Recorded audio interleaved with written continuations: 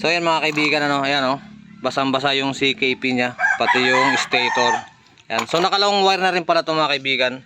Ito yung pag binili mo kasama yung stator, buo na yan. Pero yung nung nakaraan yung ginawa natin, dinugtong lang natin siya. Kasi may nabibili ng long wire ngayon na hindi kasama yung stator. Basta buo pa naman yung stator. Ayan, lilinisin natin yan. Bago na rin to, kaso nag-leak na yung oil seal niya. Ayun oh. Yan ang papalitan natin, yung oil seal doon sa loob. Para mawala yung leak na yan. Lilinisin muna natin, tapos ito lilinisin na rin natin para hindi na siya magsunog. Yan ang dumi.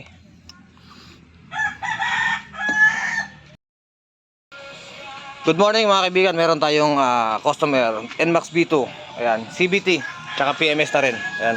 Okay, so papalitan natin siya ng oil seal kasi may tagas, ayan, may leak yung CVT nya.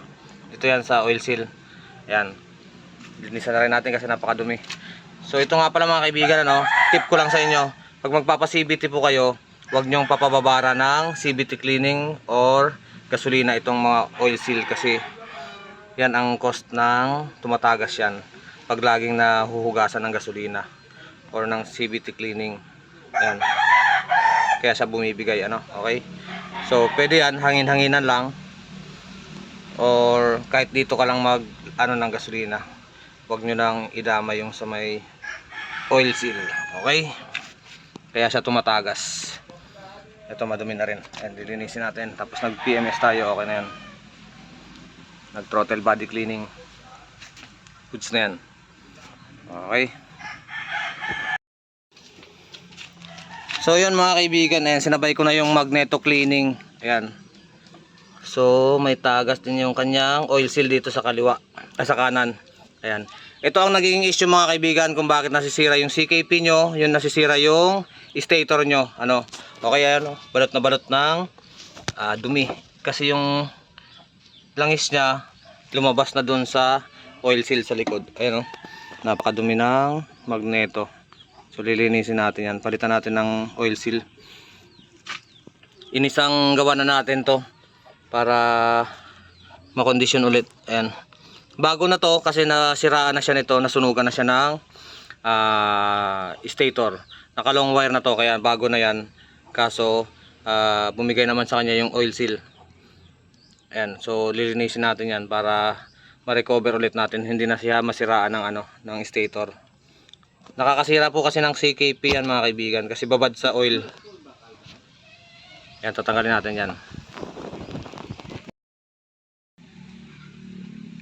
So ayan mga kaibigan, ano, ayan oh, basang-basa yung CKP nya, pati yung stator. Ayan, so nakalong wire na rin pala ito mga kaibigan. Ito yung pag binili mo kasama yung stator, buo na yan. Pero yung nung nakaraan yung ginawa natin, dinugtong lang natin siya kasi may nabibili ng long wire ngayon na hindi kasama yung stator. Basta buo pa naman yung stator. Ayan, lilinisin natin yan. Bago na rin to, kaso nag-leak na yung oil seal nya. Ayun oh.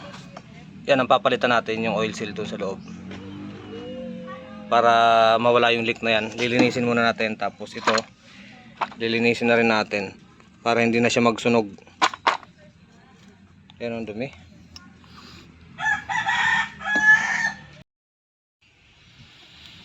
Okay mga kaibigan, ayan, so nalinis na natin, ano. Ayan, halata naman nating bagong bago yung kanyang stator. Okay, ayan, nalinis na natin yan. Okay na. Ayan, so malinis na siya.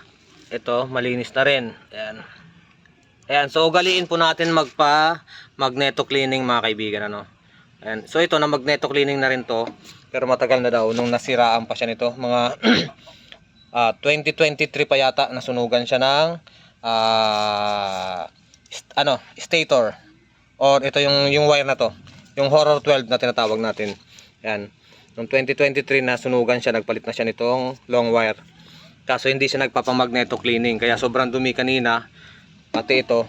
Yan, kasi yung oil seal niya dito bumigay, nasira na, kaya yung oil lumalabas dito, naiipon yan dito sa stator tsaka sa magneto. Tapos ang nangyayari, ayan, yung CKP nasisira yan kasi mga sensor yan. Ayan, magnetic kasi yan, yung apat na yan, yung paa. Ayan, so nilinis na natin. Ayun, napakadumi oh. Ayan. Nag full PMS na tayo nitong motor. Ayan. Customer ko to simula nung una sa Bicol pa ako. Customer ko na yan. Hanggang dito, sinundan pa rin niya ako. Nandito na tayo sa Manila. Sinundan pa rin tayo from Bicol. Ayan. So ito napinturahan na niya. Medyo matagal na. Nung nagpapalit pa siya nito, pininturahan na to. Dun sa Yamaha daw. So ngayon, pipinturahan ulit natin. Para mas gumanda ulit. Okay?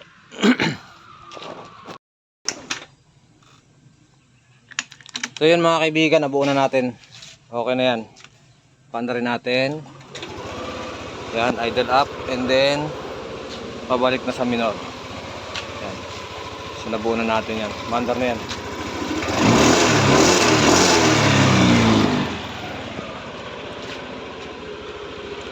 Buo na pati yung CVT, tapos na rin na CVT natin.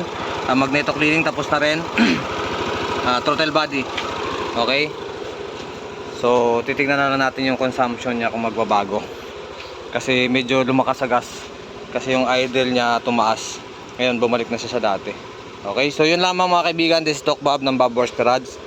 Say good afternoon. God bless. Bye bye. Thank you. Peace.